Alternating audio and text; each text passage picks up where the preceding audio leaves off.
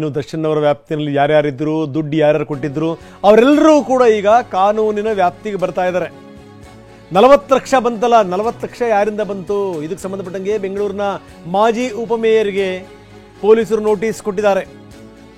Mohan Raju notice ಪಡೆದಿರುವಂಥವರು ಬೆಂಗಳೂರಿನ ಮಾಜಿ ಉಪಮೇಯರ್ ಅವರು. ಇವತ್ತು ವಿಚಾರಣೆಗೆ ಹಾಜರಾಗಬೇಕು ಮೋಹನ್ ರಾಜು. 40 ಲಕ್ಷ ರೂಪಾಯಿಯನ್ನ ಇವರು ಕೊಟ್ಟಿದ್ರು ದರ್ಶನ್ಗೆ. 40 ಲಕ್ಷ ರೂಪಾಯಿ ಕೊಟ್ಟಿದ್ರು ಮಾಜಿ ಉಪಮೇಯರ್ ಮೋಹನ್ ರಾಜು.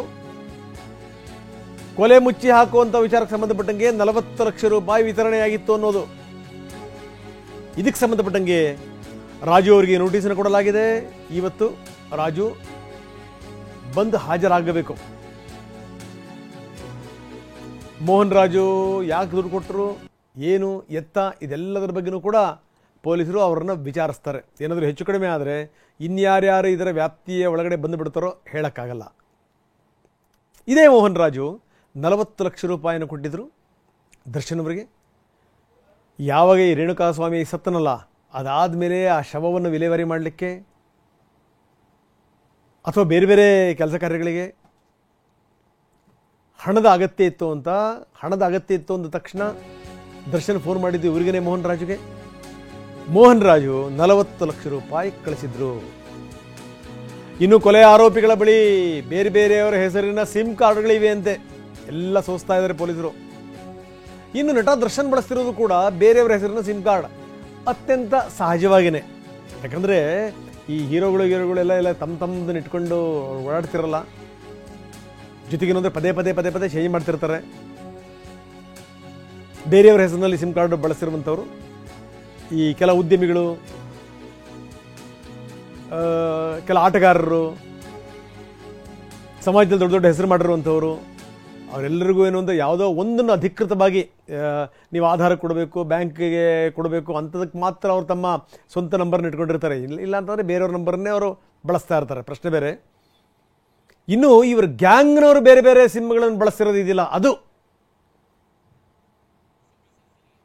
ಬನ್ನಿ, ಶಿವಪ್ರಸಾದ್ ನಮ್ಮ ಜೊತೆ ಮತ್ತೆ ಸಂಪರ್ಕದಲ್ಲಿದ್ದಾರೆ. ಶಿವಪ್ರಸಾದ್, ಈಗ ಒಬ್ಬ ಹೀರೋ ಆಗಿ ಜೊತೆಗೇನು ಅಂದರೆ ಈ ಜನಪ್ರಿಯ ಕಲಾವಿದರು ನಿಮಗೆ ಗೊತ್ತಿದೆ, ಪದೇ ನಂಬರ್ನ ಬದಲಾಯಿಸ್ತಿರ್ತಾರೆ ಅಥವಾ ಬೇರೆ ಬೇರೆ ನಂಬರ್ನ ಬಳಸ್ತಾ ಇರ್ತಾರೆ. ಯಾಕಂದರೆ ಸುಮ್ಮನೆ ಅನಗತ್ಯವ ನಂಬರ್ ಬೇರೆ ಬೇರೆ ಕಡೆಗೆ ಹೋಗಬಾರ್ದು ಅನ್ನುವಂಥದ್ದು. ದರ್ಶನ್ ಒಂದು ಕಡೆ ಇರಲಿ, ದರ್ಶನ್ ಸಹಚರರು ಕೂಡ ವಿಪರೀತವಾಗಿ ಬೇರೆ ಬೇರೆಯವರ ಸಿಮ್ಮನ್ನು ಬಳಸ್ತಾ ಇದ್ರು ಅನ್ನುವಂಥದ್ದು ಏನಿದು? ರಂಗನಾಥ್, ಈಗಾಗಲೇ ರೇಣುಕಾಸ್ವಾಮಿ ಕೊಲೆ ಪ್ರಕರಣಕ್ಕೆ ಸಂಬಂಧಪಟ್ಟಂತೆ ಪ್ರತಿಯೊಂದು ಅಂಶಗಳನ್ನು ಕೂಡ ಕೂಲಂಕುಷವಾಗಿ ಪರಿಶೀಲನೆ ಮಾಡ್ತಿದೆ ಪೊಲೀಸರ ತಂಡ. ಈ ನಿಟ್ಟಿನಲ್ಲಿ ಇಡೀ ಪ್ರಕರಣಕ್ಕೆ ಸಂಬಂಧಪಟ್ಟಂತೆ 17 ಆರೋಪಿಗಳು ಕೂಡ ಇಂದಿಗೆ ನ್ಯಾಯಾಂಗ ಬಂಧನದ ಅವಧಿಯನ್ನು ವಿಸ್ತರಣೆ ಮಾಡಿರ್ತಕ್ಕಂಥದ್ದು ನ್ಯಾಯಾಲಯ.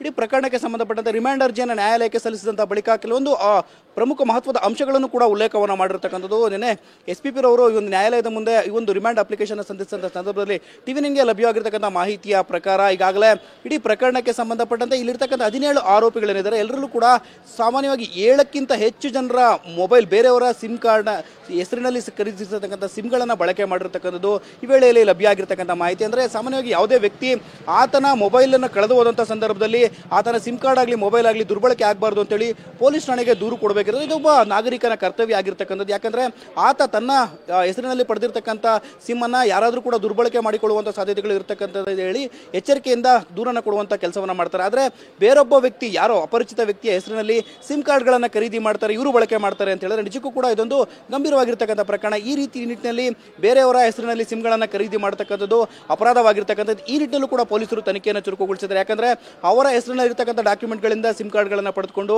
ದುರ್ಬಳಕೆಯನ್ನು ಮಾಡ್ಕೊಂಡಿದ್ದಾರೆ ಅಂತ ಹೇಳಿ ಈಗಾಗಲೇ ಮಾಹಿತಿ ಲಭ್ಯ ಆಗಿರ್ತಕ್ಕಂಥದ್ದು. ಈ ನಿಟ್ಟಿನಲ್ಲಿ ಸಾಕ್ಷ್ಯಗಳನ್ನೆಲ್ಲವನ್ನು ಕೂಡ ನಾಶ ಮಾಡುವಂಥ ನಿಟ್ಟಿನಲ್ಲಿ ಕಾನೂನಿನ ಭಯವಿಲ್ಲದೆ ಆರೋಪಿಗಳೆಲ್ಲರೂ ಕೂಡ ವರ್ತನೆಯನ್ನು ಮಾಡಿದ್ದಾರೆ.